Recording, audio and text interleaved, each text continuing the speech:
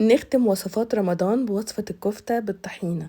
وصفة معروفة، عملتها بطريقتي ومتأكدة ان هي هتعجبكم، وقدمتها مع رز بالشعرية وعايزة اقول لكم طعمها خطير.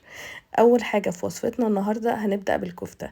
كيلو من اللحمة المفرومة، هضيف عليهم بصلاية كبيرة او 2 صغيرين، وبعد كده هنضيف 4 معالق من البقسماط، هو مهم عشان يمسك الكفتة كويس.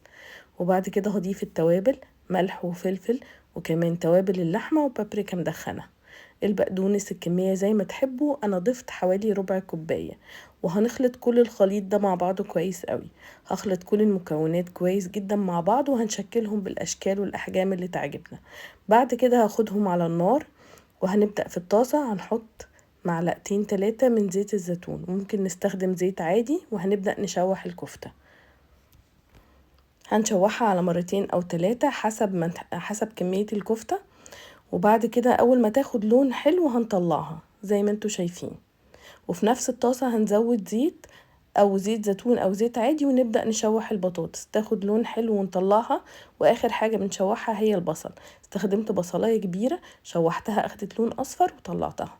للصوص بتاع الطحينة كوبايتين من الشوربة، حطيت عليهم 3 فصوص من الثوم، نص كوباية من الزبادي، ونص كوباية من الليمون، عصير الليمون، ملح وفلفل اكيد. وطبعا البطل بتاعنا هو النهاردة الطحينة، كوباية الا ربع من الطحينة، وكل المقادير بالظبط هكتبها لكم تحت الفيديو. قلبتها كويس، وبعد كده في الصينية هضيف البصل الاول، وبعد كده هنضيف البطاطس، واخر حاجة هنضيفها هي الكفتة. عايزة اقول لكم ريحتها خطيرة من قبل ما تدخل الفرن. بعد كده بعد ما هنرص الكفتة كلها هنحط الصوص على الوش، وبعد كده هندخلها الفرن على درجة حرارة 180 الرف وسط لحد ما تكمل سوا ونقدمها. جربوها ومتأكدة هتعجبكم جدا.